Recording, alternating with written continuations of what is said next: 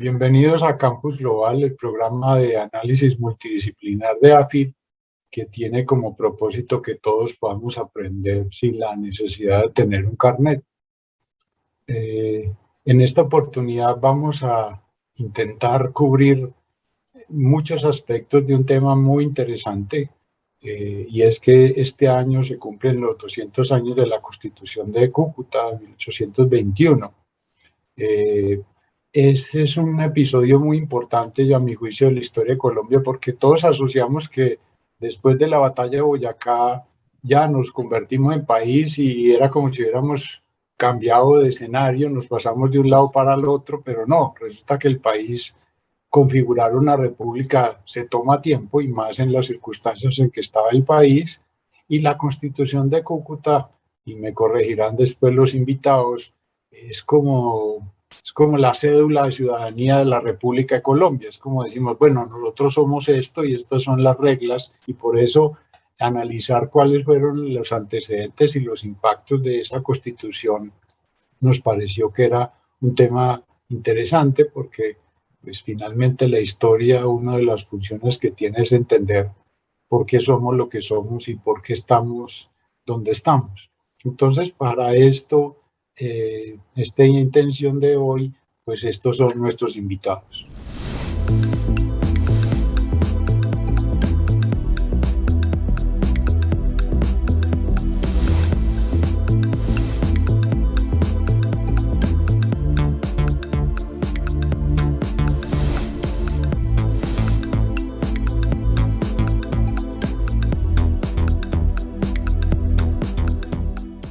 Me parece lógico que antes de explicar los detalles de la Constitución, entendamos un poco de los antecedentes y el contexto en que estaba la naciente Colombia. Todavía me imagino que estamos intentando resolver asuntos muy importantes y en la marcha intentando también sacar a los españoles que no se habían acabado de ir. Pero me parece que tal vez Camilo nos puede dar una imagen mucho mejor de qué era lo que estaba pasando, que explique la decisión de hacer una constitución y las circunstancias en que se iban a dar. Hola, Juan David. Muchas gracias por esta invitación de nuevo a participar de Campus Global. A mis dos compañeros, Nicolás Ceballos y Mauricio Ramírez, igualmente un saludo especial. En relación con este acontecimiento fundamental, que es la elaboración de una constitución como la de Cúcuta, que pretende establecer las reglas de lo que llaman la Unión, las reglas de la Unión de Venezuela y Colombia, y Nueva Granada en ese momento. Todavía no había entrado Quito, no había entrado Guayaquil al escenario de lo que sería después. En el 22 entran estas dos nuevas provincias y que luego serán pues, lo que hoy conocemos como Ecuador. La pretensión era establecer unas reglas, es decir, unas normas, el preámbulo lo dice así, las reglas de la Unión, para prosperar en la defensa de la libertad, la seguridad, la propiedad y la igualdad. Esos son los cuatro derechos que están en el preámbulo de la Constitución de 1821 en Cúcuta, en la Villa del Rosario más exactamente, en lo que se estaba configurando como Colombia, que ya se había empezado a configurar un poco antes con el Congreso de Angostura en 1819, y al mismo tiempo pues era el resultado de unas luchas propiamente militares y políticas, ideológicas, culturales, que se habían venido estableciendo en el contexto hispanoamericano por la independencia.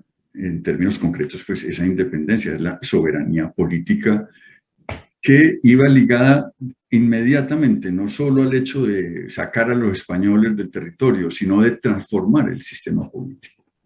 En la transformación de ese sistema político, que bueno, Mauricio nos podrá contar incluso cómo también iba vinculado a transformaciones en el orden económico, en el orden social, pero en lo político significaba empezar a hacer constituciones.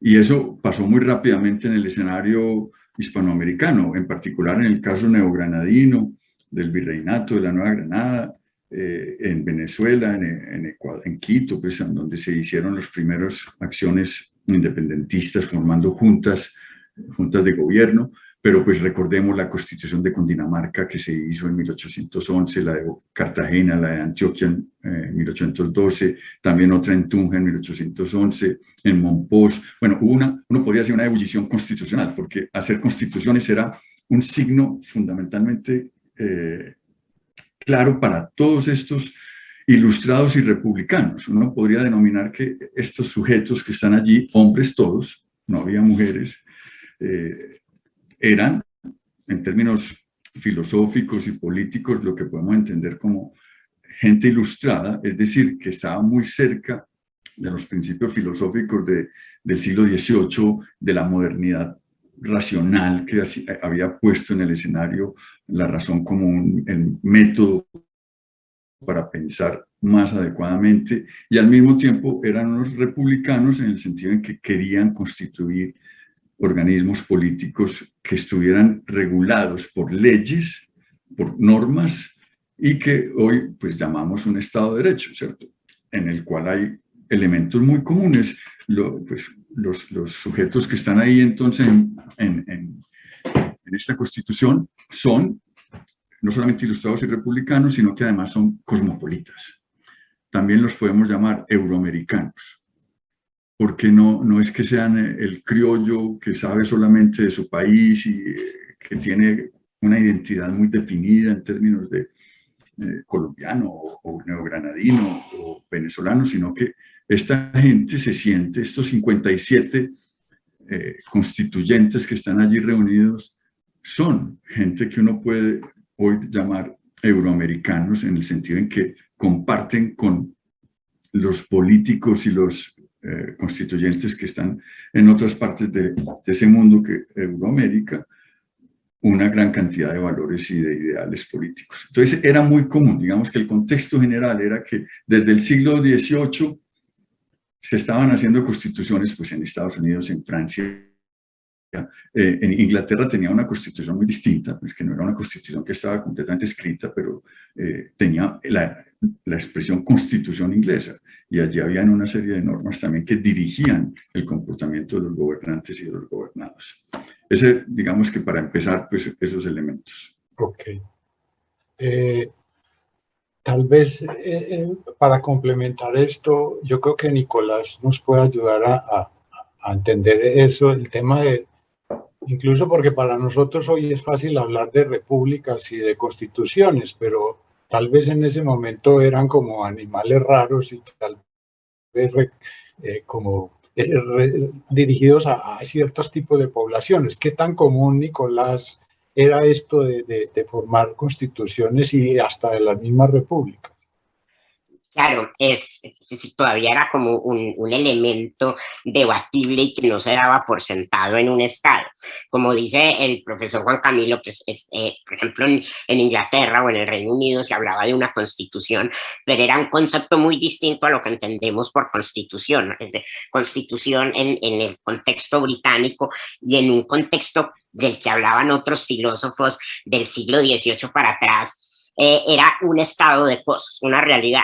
Se hablaba por ejemplo, de la constitución de un determinado país o de una ciudad como el régimen que existía, pero no como un documento legal que señalara las reglas de juego y los límites de los gobernantes. Entonces, sí, en los textos, por ejemplo, en la manera en que los ingleses han entendido el término constitución, o en el cual Montesquieu a principios del siglo XVIII hablaba de constitución, era una realidad, ¿cierto? Entonces las constituciones o la idea de constitución era realidad, estatus, podía ser sinónimo de Estado, sinónimo de régimen político, de algo que existía, de un hecho. Y es entonces a finales del siglo XVIII, sobre todo con la Revolución Norteamericana y con la Constitución de los Estados Unidos de América, que ese concepto, digamos, cambia y se empieza a hablar de Constitución como un documento escrito y que tiene un valor legal. ¿cierto? Que tiene un valor legal por encima de las demás normas de un sistema y que tiene una especificidad y que es un documento escrito con un valor legal que sirve para constituir el Estado, para crear las instituciones estatales y en esa creación le pone unos límites. Entonces, digamos, con ese sentido específico de constitución era muy reciente, ¿cierto? La constitución norteamericana fue ratificada en 1787. Entonces, si nos vamos de ahí hasta Cúcuta, habían pasado poco más de 30 años. En esos 30 años pasaron muchas cosas en el mundo, como sabemos, pero son muy poco tiempo en términos de la larga duración. Entonces, ese concepto de constitución como un documento legal escrito que señala las funciones de los órganos de gobierno era una cosa todavía nueva. Y hubo una ebullición, como dijo el profesor, pero esa ebullición de nuevo era muy reciente, de la última década.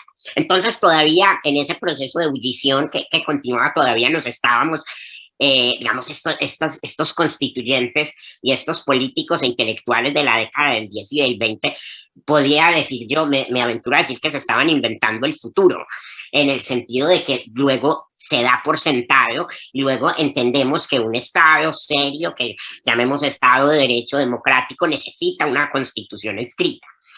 Y además se la estaban jugando, digamos, por un tipo de constitución específica que creara una república, que tampoco era algo que se diera por sentado.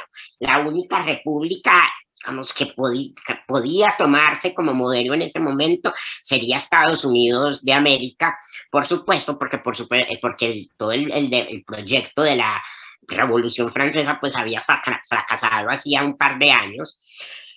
O había sido derrotado, estábamos en la Restauración. Entonces apostarle a un proyecto de esas dimensiones como una república, de decir no nos va a gobernar un rey, sino que nos va a gobernar esa palabra pueblo, o un representante de él, y ya luego era el problema de cómo íbamos a escoger ese representante y quiénes integraban el pueblo, pero jugarle a esa apuesta tan ambiciosa de vamos a hacer una república y no vamos a tener un monarca, un ungido de Dios que nos gobierne, también era, digamos, novedoso y arriesgado en el sentido de que solamente teníamos un referente. Entonces eso quedamos por sentado de que si, pues, casi que es como la regla general en el mundo, una república que tenga una constitución. En ese momento todavía era una apuesta que debía hacerse, una apuesta arriesgada, diría yo.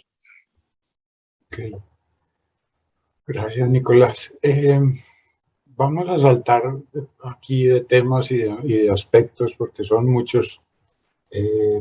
En el campo económico también de pronto Mauricio nos podía ayudar a decir, bueno, estamos, creo que, o sea, la batalla de Boyacá es en el 19, pero estamos en el 21 y eso no significa que el país se volvió rico porque ganamos en Boyacá. Las finanzas en una guerra son finanzas de guerra, una guerra es una operación logística costosa. Era necesario entonces también que en ese diseño o en esa apuesta, como dice Nicolás, era urgente entonces el tema económico, porque creo que andábamos, era de préstamos que estaba consiguiendo, sea en París y en Londres, que creo que lo creerían más en la Cámara de los Comunes que en el Congreso de Cúcuta, pero ¿cómo estaba el país o cómo a esa nueva cosa que estaban haciendo, el tema de la plata, cómo estábamos? O como siempre hemos estado, tal vez. Sí, bueno, dentro de esta Constitución de 1821, pues se busca como romper con parte de una tradición y un legado colonial que se traía. Entonces, dentro de ese legado y esos antecedentes coloniales, se podría pensar inicialmente pues, que se diseña una serie de instituciones que fundamentalmente pretendían administrar lo económico, esas instituciones que tradicionalmente escuchamos alrededor de lo que era la mita, la encomienda, los resguardos, por ejemplo, todas estas pues finalmente tienen una preocupación en el sentido económico y era administrar un recurso en su momento pues que se pudo haber considerado que fue escaso con todo ese proceso de deterioro pues digamos de catástrofe demográfica como le llaman algunos historiadores y que finalmente se buscó racionalizar ese sentido económico del trabajo. Pero lo particular de estas instituciones fue que marcaron un modelo económico que es quizás el que en esa Constitución de 1821 se trata de romper. ¿Qué modelo económico era? Finalmente era un modelo que estaba cimentado sobre una idea extractivista. No podemos desconocer que el proceso de colonización en América estaba en un contexto pues, de lo que en Europa se llamó todas las ideas de un mercantilismo económico, inglés fundamentalmente, aunque existieron otros también, y que básicamente miraban era una idea pues, de buscar la acumulación de oro, metales, como uno de los fundamentos de lo que se llamaba ese mercantilismo, que en la economía se llamaba pues, como los enfoques metalistas, y que quizás era la peor versión, digamos, de lo que era el mercantilismo en Europa, porque hubo otra que era pues, más sustentada propiamente en el desarrollo del comercio como el fin en sí mismo. Pero este mercantilismo español que recibimos como herencia fue un mercantilismo en ese contexto, digámoslo así, que ese corte metalista. ¿Eso marcó qué? Un modelo extractivista de una sola vía, donde fundamentalmente la preocupación de los españoles en estas colonias no era desarrollar el comercio tal cual, sino que fundamentalmente era cómo administrar unos recursos, en este caso una disponibilidad de trabajo, en la explotación minera, si hablábamos de las mitas mineras, o que era fundamentalmente, o cómo de alguna manera regularizar en los resguardos como un cierto modelo de protectorado que se generaba frente a cierta población indígena, y la figura pues, de un encomendero pues, que cumplía como algún papel también en ese sentido. Entonces digamos que se queda un legado fundamentalmente donde es un modelo fiscalista con altos modelos tributarios impositivos. No hay propiamente un desarrollo del comercio como intencionalidad fundamental dentro de esta perspectiva de estos españoles en estas colonias, que era distinto al modelo del mercantilismo inglés que sí se fundamenta en el desarrollo del comercio, y de hecho por eso los ingleses de alguna manera también auspiciaron, financiaron en gran parte los proyectos independentistas porque tenían un interés también dentro de esa perspectiva de ampliar el comercio. Entonces digamos que estos aspectos inspiraron de alguna manera esas semillas de las revoluciones. Finales del siglo XVIII, la revolución de los comuneros, fundamentalmente fue un edicto en contra de esa imposición tributaria, fundamentalmente. Posteriormente, los procesos de independencia, pues digamos que había una serie de reivindicaciones, uno podría decir, como de buscar de alguna manera ciertas aspiraciones de autogobierno para irrumpir en esos mercados. Y yo diría que la llegada de esa Constitución de 1821, con lo que fue pues, el diseño en sí mismo, que ahora podemos mencionarlo más puntualmente, uno de los aspectos importantes que se tocaron allí fue, por un lado, empezar a racionalizar ese modelo tributario en su intencionalidad, porque finalmente pues, eso no se logró casi que prácticamente una década después, ya hacia 1830, pero en su intencionalidad original era crear un modelo de sistema tributario bastante moderno para la época, que ya operaba en Europa, que eran los impuestos directos sobre las rentas y el patrimonio, que eso hasta ese momento no se había discutido. Pero eso hacía parte como de esa búsqueda de romper con esas lastres y esas cargas tributarias tan pesadas, por ejemplo, lo que eran las alcabalas, y que de alguna manera pues, se consideraban como un impuesto que retardaba la posibilidad del desarrollo de las actividades comerciales, porque eran fuertemente impositivas, entre otros pues, que podemos mencionar más adelante. Entonces yo creo que hay ese legado de búsqueda de modernizar dentro de un contexto del desarrollo del comercio más abierto, un primer aspecto que se busca romper en la Constitución también de 1821 con algunas disposiciones que inspiraron eso, y lo que era entonces modernizar ese sistema tributario, como les digo, en términos de lo que eran esos impuestos directos contra esos impuestos indirectos, como eran, yo diría pues que eran los que más permanecían dentro de la estructura colonialista. Bueno, yo quisiera, bueno, el tiempo no nos va a dar para todo, pero de pronto volver con Camilo y ya cada uno desde su ámbito particular, como decir, bueno, ¿qué consideran ustedes que fueron como los genes, las ideas básicas que estaban en discusión, pero que finalmente quedaron ahí? Porque uno, inicialmente, de pronto Camilo nos puede ayudar. Yo entiendo que también había una discusión dentro de esa intelectualidad, como dice Camilo, euroamericana, de unos bloques de ideas, por ejemplo, de federalismo y de centralismo. Además de eso, que fuera una lucha, y creo que hasta estaba metido Santander porque era del otro bando de Bolívar en la idea de ser federalista. ¿Cuáles son, a tu juicio, como los elementos fundamentales que quedan plasmados o que están en discusión en la Constitución de Cúcuta? Sí, incluso conectando con lo que Nicolás decía en relación con este reto novedoso de construir una república, un reto que finalmente sigue existiendo. O sea, creo que no solamente para Colombia, el mundo entero sigue explorando alternativas en términos de lo político, lo económico, lo social, para construir las sociedades modernas contemporáneas, ¿no? Estas repúblicas democráticas que en ese sentido pues no se cuestionan, pero las combinaciones entre impuestos directos o no directos, entre el porcentaje de impuestos o las combinaciones entre ciertos derechos digamos, clásicos liberales de los individuos con la intervención del Estado, sigue todavía siendo un asunto de preocupación. En ese momento, en el 21, en estos legisladores, pues era todavía, obviamente, mucho más, por lo que decía Nicolás, estamos aprendiendo a hacer una nueva sociedad. Y ese aprendizaje empieza, pues obviamente, por mirar ejemplos, ¿no? Lo que se han ido sucediendo en otros lados, sin con ello querer decir que estaban copiando.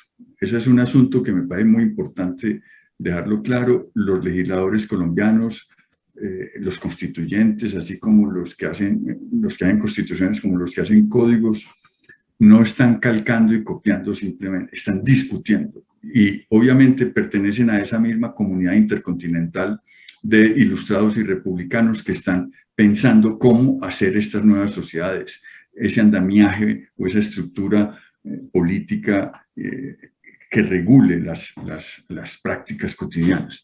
Entonces, entre ellas, obviamente, el asunto del centralismo y el federalismo estaba en todo su furor, pues ya lo habían discutido desde antes en las primeras constituciones, en lo que pues, se ha conocido en los textos escolares como Patria Boba, o que hoy llamamos Primera República, que fueron esos años de 1810-11 hasta el 15-16, cuando hay esta reconquista española. Hay una gran cantidad de debates justamente y enfrentamientos militares por definir un Estado centralista, un Estado federalista o una sociedad que reconozca el poder de las regiones o el poder de ciertas localidades al lado de un poder central que sea a su vez fuerte para defenderse militarmente de sus enemigos, que son claros quiénes son en ese momento, en el caso concreto los españoles, pero también empezaron a aparecer enemigos muy cercanos, ¿no? Hay guerra entre lo que es Colombia y Perú, por ejemplo, muy rápido. Luego en el 30 Ecuador pelea también con la Nueva Granada en términos militares. Entonces, la preocupación de estos constituyentes por definir un poder central que sea lo suficientemente potente para defender el territorio y defender ese proyecto de nación o ese proyecto político, es uno de los, digamos, de los elementos que está en todas estas discusiones. Tratando de combinar al mismo tiempo con el reconocimiento a ciertas regiones que vienen de esto que Mauricio llamaba el legado colonial, porque pues estos países o estos nuevos límites fronterizos no son exactamente los que predominaban en la época colonial. Hay ciertas regiones que tienen poder, como Popayán, por ejemplo, en Colombia, o como Bogotá, Medellín, y Cartagena era Monpós, tenían unos lugares muy importantes y ellos querían también tener un protagonismo en sus élites fundamentalmente, ¿no? Querían tener un protagonismo en esta construcción. Por eso el atractivo del federalismo, de tal forma que haya posibilidad de que las regiones que tenían una tradición importante en el mundo colonial no lo perdieran en pos de un centralismo, en este caso, pues, vinculado a Santa Fe, Bogotá. Ese es muy importante. Y el segundo aspecto, que también creo que lo puede mencionar y aclarar un poco más Mauricio, es el de el libre cambio, ¿no? Proteccionismo y librecambismo están también desde muy rápido en el escenario de la discusión de las constituciones. Ponerle impuestos al comercio internacional o liberarlo. Pues ahí hay una enorme... las actas de las constituciones en ese sentido son muy interesantes, porque una cosa es mirar la constitución de 1821, en este caso, en su producto acabado, y otra cosa es mirar todo el proceso de discusión que está publicado afortunadamente en 3 volúmenes, que son las actas del Congreso, se llamó Congreso General de Colombia. Ahí es donde uno encuentra justamente esas tensiones y esos debates, los enfoques de unos y otros constituyentes, porque además están con nombres propios. Y eso es lo que hace todavía más interesante estos análisis constitucionales. Sí. Incluso, Camilo, una cosa corta antes de pasar con Nicolás. Hablamos de Colombia como si ya fuera muy homogénea, pero tú mencionabas que Cartagena, yo no sé, es más, creo que los españoles todavía no sé si se habían ido del todo de Cartagena, pero había consenso en la nación de algo nuevo, porque uno en lo que conoce es que, por ejemplo, Popayán era todavía como medio realista y todavía no sé si estaba lanzada a convertirse en una república independiente, o ya esa idea de que íbamos a hacer otra cosa distinta estaba muy definido. Pero no en toda la población, no en toda, ni en todas las élites, digamos, los dirigentes. En Medellín tenemos un caso de 1836, el padre José María Botero, que era un monarquista impresionante, enemigo de Santander, y Santander pues finalmente lo acusaron de abuso de libertad de prensa porque escribía unos panfletos en contra de la Constitución de 1832 y de la República y de Bolívar, y decía que había que volver a Fernando VII. Entonces, pues hay sectores, pues también Nariño, Pasto, por ejemplo, son conocidas, todavía hoy se encuentran en los textos escolares que tienen los nariñenses, las distancias con Simón Bolívar, por ejemplo, ¿no? En fin, sí, eso no fue tan homogéneo, fue muy diverso. Nicolás, nos podía detallar un poco, bueno, ya en la Constitución como resultado, que hacerle como unos rayos X, ¿qué fue lo que se configuró ahí en Cúcuta en general? ¿Qué se diseñó? ¿Cuál fue el esqueleto de esa nueva apuesta, como dijiste muy bien ahorita? Bien, antes de entrar como en lo que quedó, creo que también es necesario mencionar como como otras discusiones que se hicieron o en la constituyente o que estaban como en el debate constitucional, que no solamente se daban en las pues en los espacios constituyentes y en los congresos, sino también en todo el intercambio epistolar y en todas las publicaciones de prensa. Y eran las discusiones sobre el sufragio y la ciudadanía, quiénes van a ser ese pueblo, toda esa masa, esas castas, como que era la denominación colonial, o cómo vamos a hacer como para que la república de verdad sea una república, pero que no tengamos que contar con esas castas, con los pues, negros, con los libertos, con los mestizos, con los indígenas, cómo va a ser ese balance. Y lo que quedó allí en la Constitución entonces fue una ciudadanía que denominamos censitaria y capacitaria. Se exigía la propiedad de tierra o de algún taller o de algún negocio, o por lo menos algún título de educación, según los niveles de lo que se fuera a escoger o del cargo al que se fuera a aspirar. Entonces ese fue un debate que duró todo el siglo XIX y que en la Constitución de Cúcuta, pues allí quedó entonces como un sufragio y una ciudadanía muy, muy, muy restringida a, de nuevo, los propietarios, y se expresa entonces como qué es lo que se tiene que tener, los títulos o las propiedades que se deben tener para poder ejercer esa ciudadanía. Se hablaba entonces como de una ciudadanía pasiva, todos somos ciudadanos en el sentido de que nos cobija igual la ley y hacemos en abstracto parte de ese pueblo, pero solamente algunos ciudadanos tenían esa ciudadanía activa, la capacidad de elegir y ser elegidos según estas restricciones. Entonces eso fue uno de los debates y de lo que quedó allí plasmado en la Constitución. Nicolás, dime. Artículo 15. Para ser sufragante parroquial, dice la Constitución de 1821, se necesita, primero, ser colombiano. Segundo, ser casado o mayor de 21 años. Tercero, saber leer y escribir, pero esta condición no tendrá lugar hasta el año de 1840. Y cuarto, ser dueño de alguna propiedad raíz que alcance el valor libre de 100 pesos. Suplirá este defecto el ejercitar algún oficio, profesión, comercio o industria útil con casa o taller abierto sin dependencia de otro en clase de jornalero o sirviente. El artículo 15 de la Constitución es lo que estás diciendo.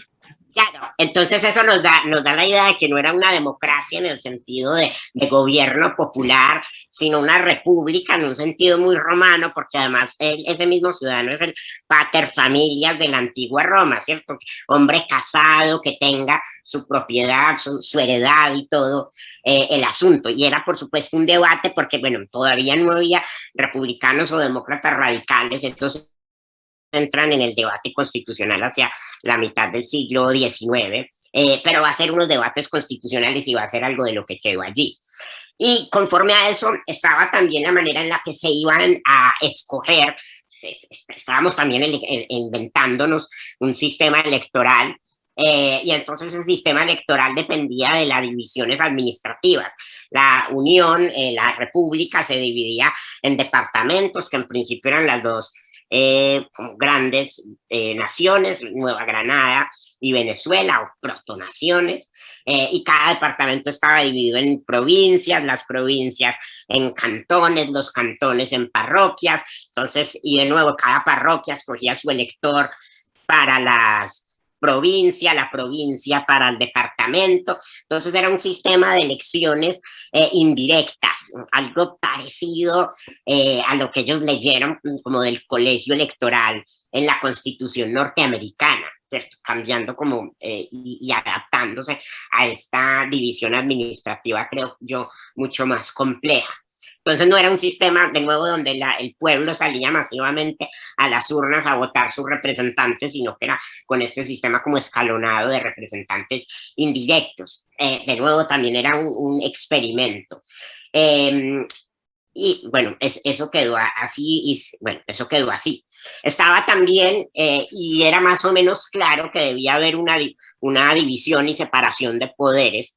Ese era como uno de los consensos de casi todos los ilustrados republicanos, tomó ahí la expresión del profesor Escobar, que debía haber una separación de poderes, ¿cierto? Lo que pasa es que cómo se separaban y en cuántos, porque por ejemplo la idea de Bolívar era poner un poder adicional, que era el poder moral, que iba a ser como el areópago moral y educativo, que hiciera unos juicios morales y guiara la educación de la ciudadanía. Ese, por ejemplo, no quedó en esta Constitución, pero era uno de los debates. Y entonces, pero lo de fijar la separación de poderes, la división en ejecutivo, legislativo y judicial, pues allí quedó y fue como uno de los ADNs de nuestro constitucionalismo y en general del constitucionalismo moderno.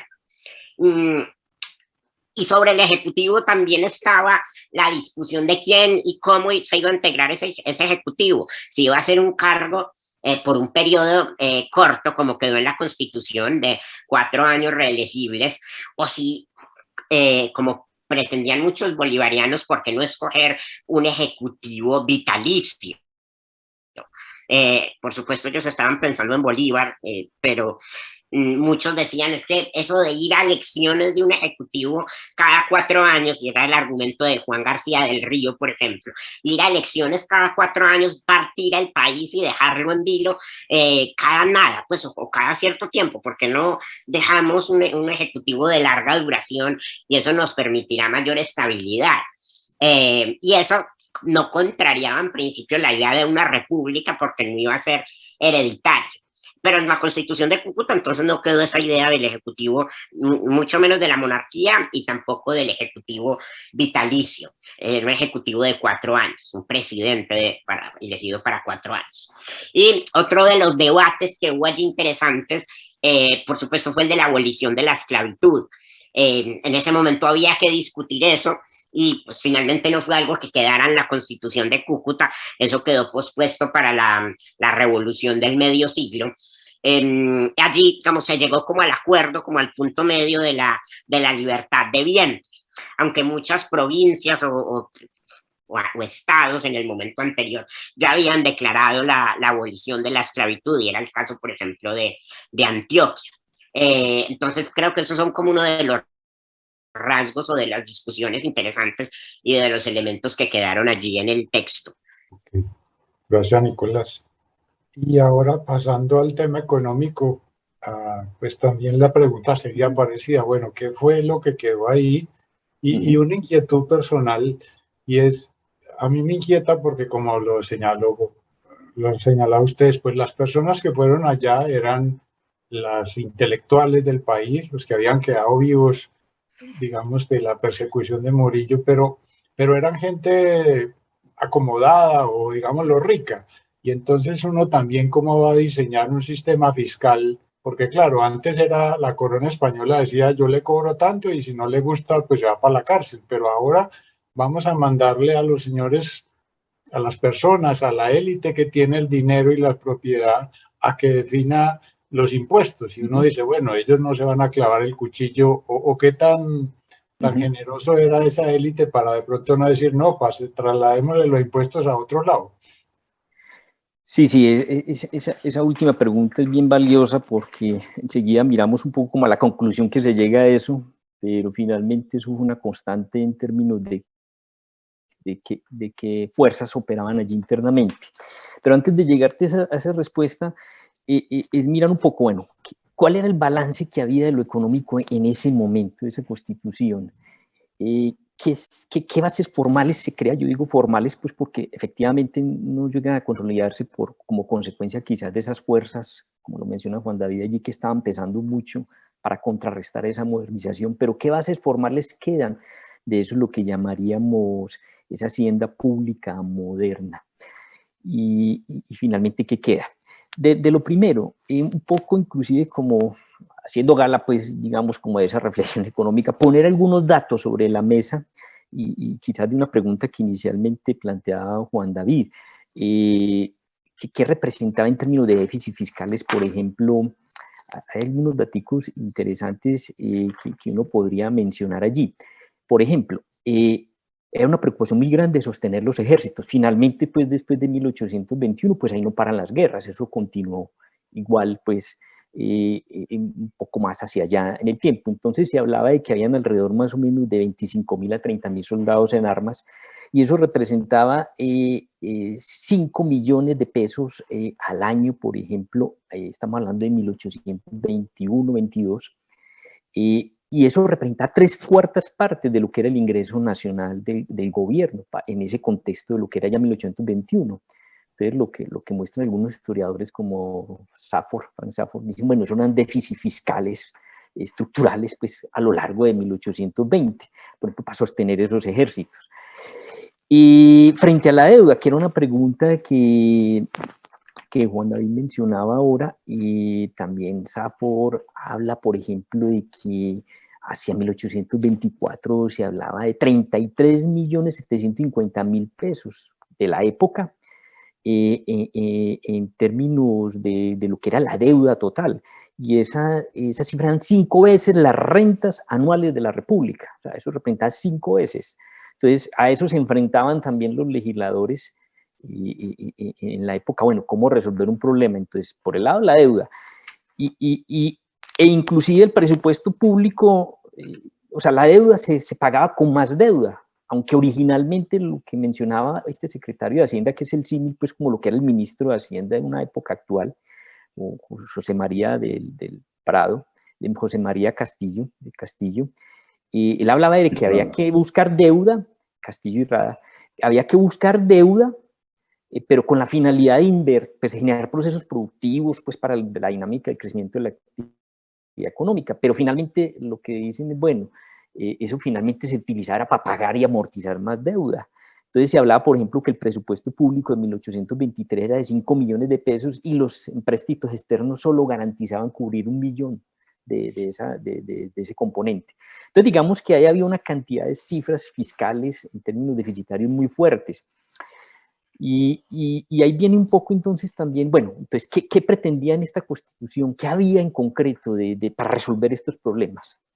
Entonces, yo hablo acá pues de José María del Castillo y Rada, era porque pues finalmente, en este caso lo que menciona Camilo, para nosotros desde la investigación económica, por ejemplo, si uno mira la Constitución puntualmente, solo hay 3 artículos claros que hacen en mención explícita al asunto económico. Se habla por allá del artículo 5º de esa Constitución, donde dicen que es deber de los colombianos contribuir a los gastos públicos.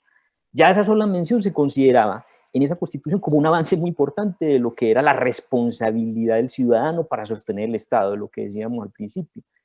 Había que financiar una sociedad que antes dependía fundamentalmente de una gran metrópoli en todo su diseño fiscalista y ahora somos autónomos. Entonces, ¿cómo vamos a administrar eso? Por allá más adelante en algún artículo se menciona en el 136 de esa misma Constitución, dice, se crean las secretarías, entre esas la Secretaría de Hacienda, que es como el símil de un ministro de Hacienda. Y para nosotros es muy importante entonces, por ejemplo, revisar más que la Constitución, las memorias de Hacienda y el Tesoro. Hay un esfuerzo muy interesante que hizo el Banco de la República, lo tiene en su repositorio, está disponible al público, todas las memorias de los secretarios de Hacienda, desde 1823, el primero fue el que, de este secretario, José María del Castillo, es la primera memoria de Hacienda, y ahí es de donde está radicado, digamos, todas esas intencionalidades de esas bases formales de lo que era la Hacienda moderna. ¿Cuál era un legado muy importante que él lo intenta, pero efectivamente eso que menciona Juan David, esas fuerzas pues, de los que de alguna manera tenían esos privilegios, pues finalmente eso se echa hacia atrás, era el colocar esos impuestos directos sobre lo que era el patrimonio y el capital, y sobre el patrimonio era la tierra. Pero había un lío muy grande, era el sistema de catastro. Pues, ¿cómo generar un modelo catastral de información? Claro, eso en Colombia solo se logra ya avanzado el siglo XX, por allá quizás hace 1940, y se empieza a modernizar un poco como todo eso.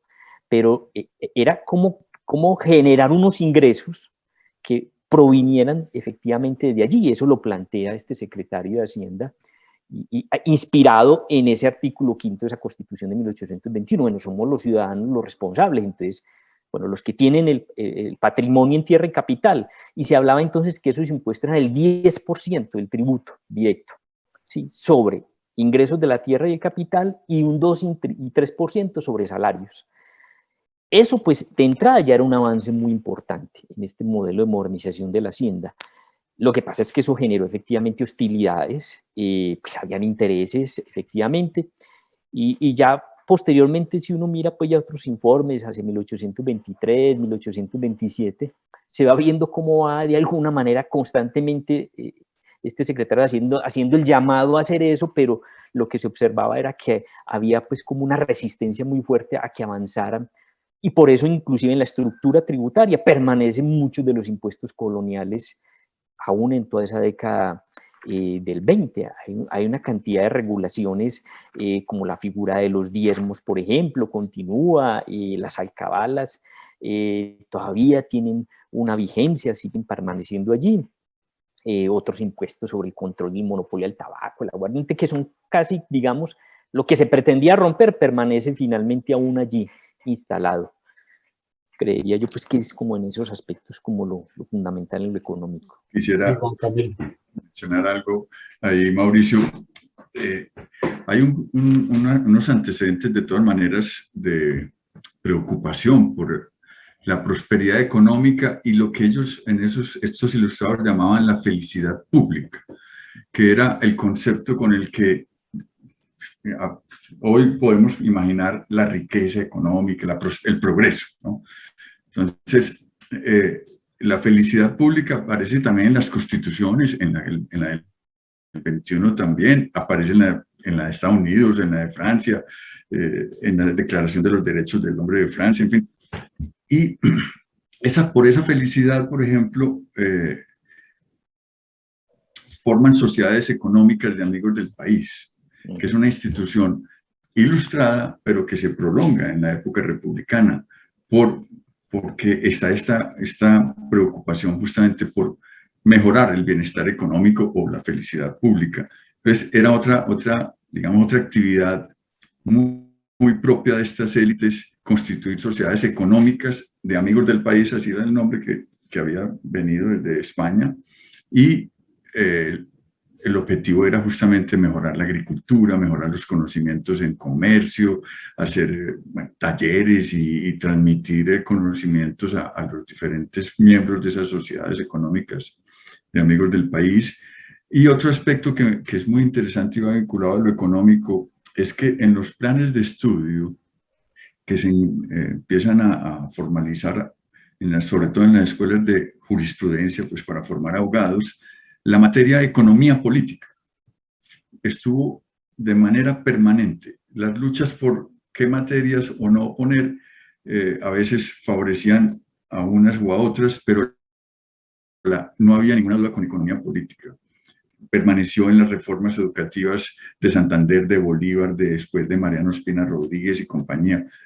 Pero ese es un aspecto que me parece importante, ¿es cierto, Mauricio? Sí, y de hecho hay un apunte interesante con sobre todo con lo de las reformas en la educación pública, en las enseñanzas de economía política, y esa idea del sentido de la felicidad, básicamente son las ideas de Jeremías Bentham, que ya estaban operando en Inglaterra, que era el gran filósofo pues, del utilitarismo económico, pero es el primero que empieza a hablar en algún texto pues, introductorio que él tiene en la psicología del hombre económico. Él habla, bueno, ¿cuál es la felicidad de los individuos y quién debe propender por eso? Es el acceso a la riqueza y el bienestar económico, está asociado a la generación de riqueza y el bienestar. Y esas ideas de Bentham, inclusive en cabeza de Santander, llegaron aquí al país. Lo que pasa es que posteriormente, pues, sí efectivamente, muchas de esas publicaciones después, pues, fueron vetadas, efectivamente, en toda esa pugna, pues, que se va dando entre todas estas corrientes de esas visiones más liberales y más conservadoras, pero Bentham, si uno quisiera hacer un rastreo, efectivamente lo que mencionas allí, Camilo, de eso, de lo que inspiró esa instrucción pública en lo que era la economía política, y esa idea del sentido de la felicidad asociado a ese sentido de lo económico, es remitirse pues a los trabajos de Jeremías Bentham, este gran economista liberal pues del siglo XIX. Bueno, el tiempo aquí corre más rápido que lo que avanzaba Bolívar intentando construir la gran Colombia, pero me gustaría en esta última parte, porque el tiempo es implacable y también, como siempre digo, si corre es porque la cosa está buena, es pensar, bueno, de ese reto o apuesta, como lo dijo Nicolás al principio, muy interesante, incluso muy valiente. Ahora, oyéndolos a ustedes, se da uno cuenta de la magnitud del reto que estas personas tenían en una consolidación de una cosa que estaba apenas, no había nacido, estaba ahí como gestándose. De esa constitución de Cúcuta, ¿qué le debemos? ¿Qué sobrevivió el tiempo? ¿Qué cosas superamos o qué cosas no hemos superado? Porque uno se imagina, es que el solo hecho de hacer una constitución en la mitad de un proyecto de la construcción de una entidad mayor, que era lo que quería Bolívar, que después se iba a despedazar, hasta qué punto resistía o era pertinente esa constitución para la configuración de algo que ya no iba a ser ese sueño bolivariano de casi que un subcontinente. en lo que ustedes creen que quedó ahí marcado, que quedó como un ADN, que fue como una piedra angular que ha sobrevivido en el tiempo, en lo que somos, o qué cosas superamos o no hemos podido superar, ¿qué podían señalar? Un poco para entender, bueno, ¿qué le debemos hoy a la Constitución de Cúcuta y qué hemos aprendido y qué hemos mejorado o no hemos mejorado? Yo sé que es difícil la pregunta, pero creo que para las personas que vayan a ver el programa puede ser una conclusión muy interesante. Dale, Nicolás. Yo creo que como abogado, debo decir que es muy valioso el hecho de que tengamos constituciones, Estado de Derecho, constituciones republicanas y Estado de Derecho, y que siempre hemos peleado de alguna manera o ha habido un sector importante de la ciudadanía peleando porque esas constituciones se apliquen y lleguen digamos, a ser una realidad. Entonces, si bien siempre son un proyecto inconcluso, y la de Cúcuta mucho más que cualquiera, por lo menos fueron un proyecto de ciudadanía y un proyecto de justicia compartido, de que necesitamos un poder, sí, pero un poder limitado por unos elementos o por un acuerdo preestablecido. Y a mí eso no deja de parecerme muy valioso, ¿cierto? Y que todavía estemos en ese esfuerzo, y que cada vez que acudimos a los tribunales o a las movilización ciudadana, pues finalmente estamos reclamando esa idea tan vieja de que el poder debe estar limitado en un acuerdo básico. Y creo que eso no es nada despreciable. Y por lo que queda por construir, creo que es eso mismo, ¿cierto? Terminar de hacer ese proyecto una realidad. Okay. Sí. Bueno, termino aquí también entonces añadiendo que algo que más o menos había mencionado ahora, ¿no? En el preámbulo de la Constitución están unos ideales que no han desaparecido de las constituciones que vinieron después y de la actual Constitución colombiana, ¿no? Esos tres elementos de libertad, seguridad y igualdad, pues eran una declaración que ha permanecido en las constituciones, sigue siendo parte de nuestros proyectos, ser no solamente estados y sociedades libres en términos de no tener una dominación extranjera, sino además fomentar ese valor, que es un valor muy clásico de la modernidad, la libertad individual, la libertad de pensar, la libertad de trabajar, la libertad de moverse, la libertad de poder escribir y poder declarar, en fin, tantas libertades pues, específicas que pueden nombrar, pero al mismo tiempo este otro ideal de estas constituciones modernas, la igualdad. Y pues, sobre ese concepto hay mucha discusión, porque ¿qué tipo de igualdad es? ¿No? La primera que expresan estas constituciones es la igualdad ante la ley. Más adelante, en lo que se conocen como los derechos de segunda, tercera, ahora cuarta generación, aparece la igualdad económica, la igualdad de oportunidades, la igualdad en términos de tener derechos no solamente en el papel, en la ley, en las normas, en la Constitución, sino en la vida real y cotidiana. En fin, me parece que esos ideales de la Constitución de 1821 siguen estando en la Constitución de 1991, 200 años después. Uno puede decir, en este momento, hace 200 años, por estos días, estaban terminando la Constitución, estaba firmándose la Constitución.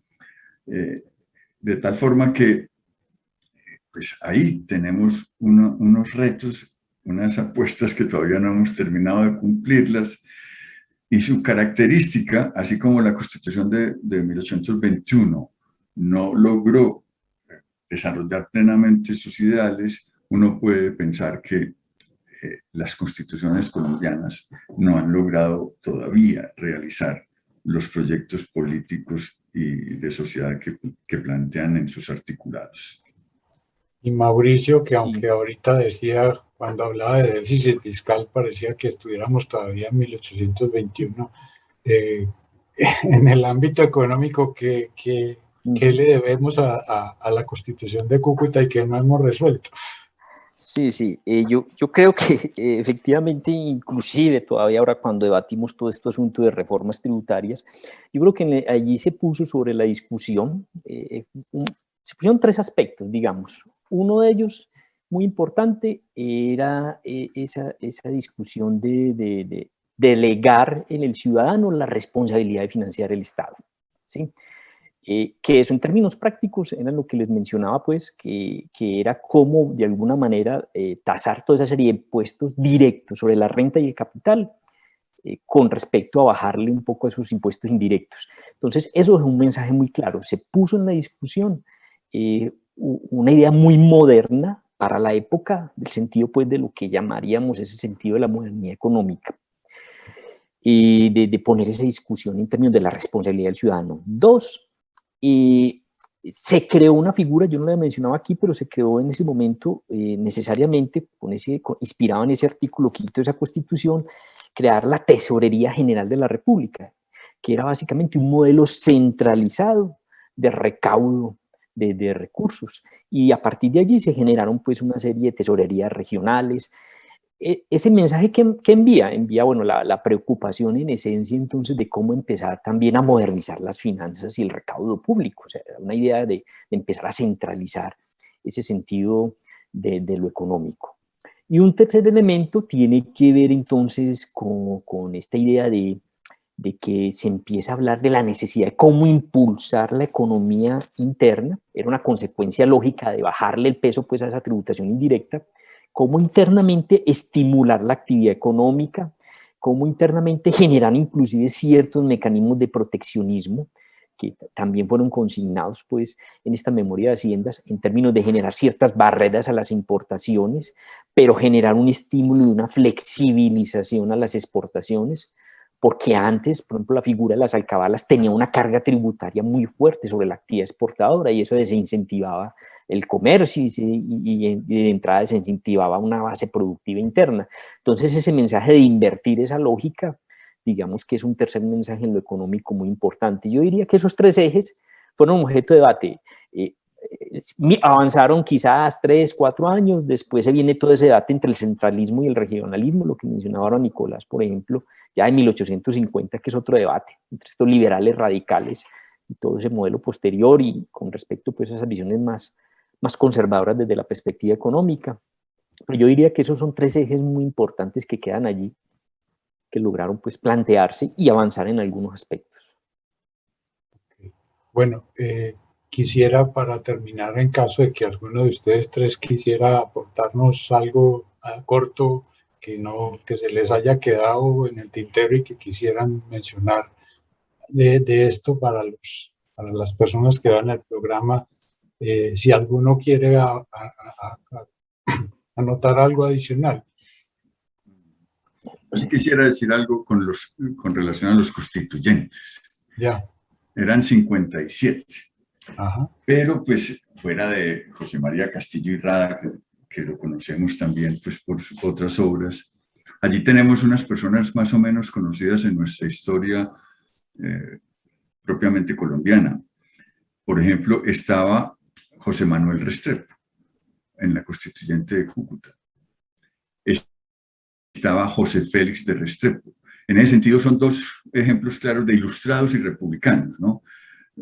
José Félix es un hombre mayor que José Manuel y había sido profesor en el seminario de Popayán de Francisco José de Caldas, de Camilo Torres, y participó en toda esta experiencia de la expedición botánica y digamos que trasciende, se salva pues, de la persecución de Morillo y logra vincularse al proyecto republicano. Entonces, ahí hay una serie de personajes que son importantes identificar, no tanto porque sea, pues sí, muy glorioso el personaje, sino sobre todo para entender quiénes eran. Estos constituyentes eran, a su vez, no solamente, allí estaban gente formada en derecho, pero también en ciencias, porque esta reforma de la modernidad borbónica, de los reyes borbones en el siglo XVIII, había empezado a introducir un interés muy fuerte por la ciencia y por los estudios en las ciencias naturales, en las ciencias físicas, en las ciencias matemáticas. Y algunos de estos personajes eran a la vez abogados, científicos, estos ilustrados clásicos que tenían a su vez vínculos comerciales importantes, ¿no? Eran propietarios de tierras, también exportaban e importaban mercancías. Entonces, estos constituyentes tienen, digamos, una historia política, pero a su vez una historia sociocultural que es muy importante tenerla en cuenta a la hora de interpretar justamente estos 191 artículos que se hicieron en la Constitución de Cúcuta. Había gente de iglesia, ¿no? Pues entre los constituyentes había clérigos, había obispos, había sacerdotes que estaban pujando por construir una constitución católica y finalmente una república católica, que es una de las características de estos procesos de mundialización de la modernidad política, es que se mestiza, se mezcla. Entonces no siempre pues es la república laica, liberal plenamente, sino que son repúblicas que mezclan asuntos conservadores tan fuertes como, por ejemplo, este asunto de la religión en las constituciones. Ellos oraban cada vez en los 6 meses que estuvieron haciendo la Constitución, se sentaban, pues se arrodillaban a orar antes de empezar las sesiones, cada sesión, y cantaban el himno Veni Creator, que era un himno del siglo IX que se había prolongado y era costumbre, ¿no? Hicieron tremenda misa antes de empezar la primera sesión de la Constitución, ¿no? Entonces, son elementos que son interesantes mostrar a través de las personas que estuvieron allí presentes. Bueno, no sé si Nicolás y Camilo quieren, y Mauricio, o si no, terminamos.